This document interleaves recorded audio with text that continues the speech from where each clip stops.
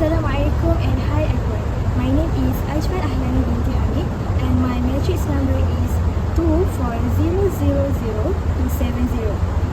Today I'm going to talk about a very interesting topic, conventional banking and Islamic banking. In Malaysia, our banking industry offers many products and choice and services to help both individual and business. But did you know there are two main types of banking system here, conventional banking and Islamic banking. Understanding difference between these two is very important, especially for entrepreneurs who want their financial choices match their values and beliefs.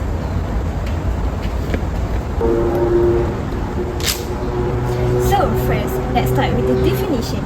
Islamic banking, also known as Islamic finance, is a system of banking that follows the principle of Sharia law, which prohibit riba, or we call interest, borrow, uncertainty, and maisir, or we call gambling. Instead, it focuses on ethical investment, profit sharing, and social responsibility. In simple words, Islamic banking is about doing financial activities in a fair and honest way, where money is earned through real business and not through interest. In Malaysia, Islamic banking was first introduced in 1983 with the establishment of Bank Islam Malaysia Berhad, the country's first Islamic bank. Today, Malaysia is one of the global leaders in Islamic finance, with Islamic banking making up almost half of the country's banking industry. On the other hand, conventional banking refers to the traditional banking system that most of us are familiar with. In this system, banks accept deposits from people and business and then provide loans to others, but they charge interest on those loans. The main goal of conventional banks is to maximize profit through this interest-based transaction. For example, when you take a loan from a conventional bank, you must pay back more than what you borrowed. That extra amount is the interest. Conventional banks also pay interest to customers who save their money in the bank. This system helps people grow their savings, and conventional banks are known for their large networks and convenient service. But in Islam, earning or paying interest is not allowed because it is seen as riba, something that can lead to unfairness or exploitation.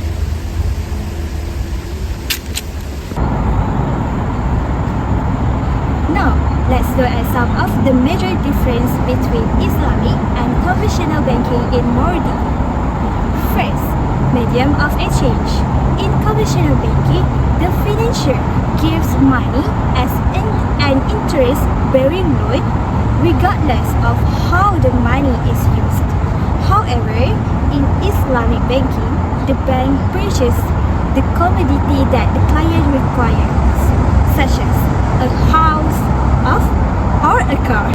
Number two, base of profit. Conventional banking charges interest on capital, and that interest depends on the time value of money. But in Islamic banking, profits are earned through the exchange of goods and service. Number three, time value of money. In the conventional system, loan amounts keep increasing over time because of interest. But in Islamic finance, the selling price once agreed when remains fixed and does not increase with time.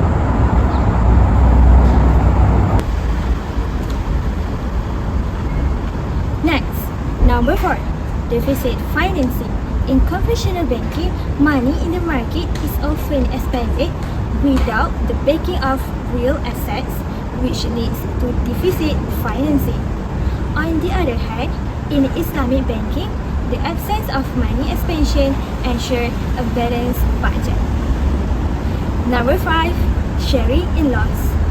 When a borrower suffers losses in conventional banking, the bank doesn't share those losses. However, in Islamic banking, the loss is shared by the bank as an investment partner. Number 6. Dispersing funds. In conventional financing, when funds are disbursed as cash finance, running finance, or working capital finance, there is no agreement for the exchange of goods or services.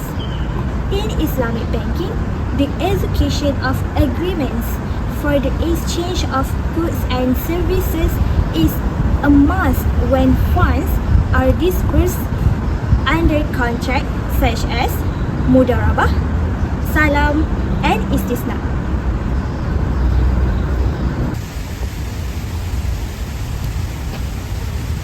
Number 7. Inflation. In conventional banking, since money is not backed by goods and service, expansion of money leads to inflation. While in Islamic banking, no such expansion takes place. Therefore, no inflation is created.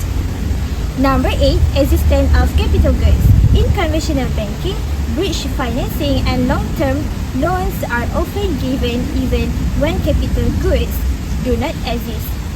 In Islamic banking, however, agreements like musyarakah and diminishing musyarakah are only made after confirming that capital goods actually exist before funds are released. Number 9.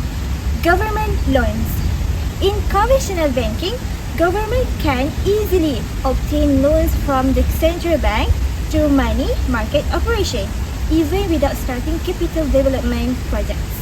While under the Islamic banking system, the government cannot obtain loans from the monetary agency unless goods are delivered to the National Investment Fund.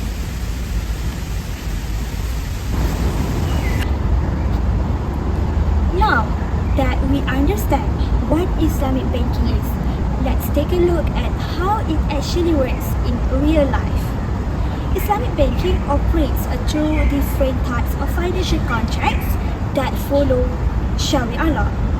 These contracts are designed to make sure all transactions are fair, transparent, and based on real economic activities, not just money trading for more money. Some of the most common practice includes is first, murabahah. This is cost plus financing arrangement. It means that bank buys an asset that the customer wants, for example, a car or equipment, and then sells it to the customer at a slightly higher price. The customer pays back the amount in installment. The extra amount is not interest, it's a profit agreed over upfront. Second, mudarabah. This is a profit sharing partnership. One party provides the capital and the other provides the management or skills.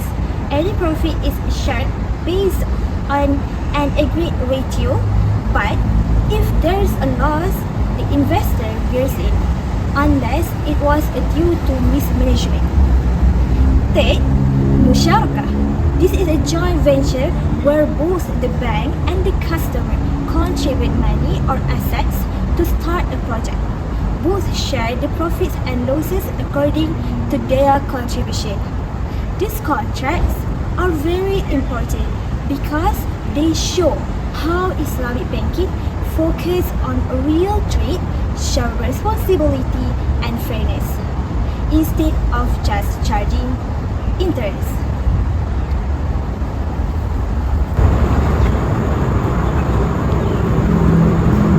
In conclusion, both Islamic and conventional banks play an important role in Malaysia's economy.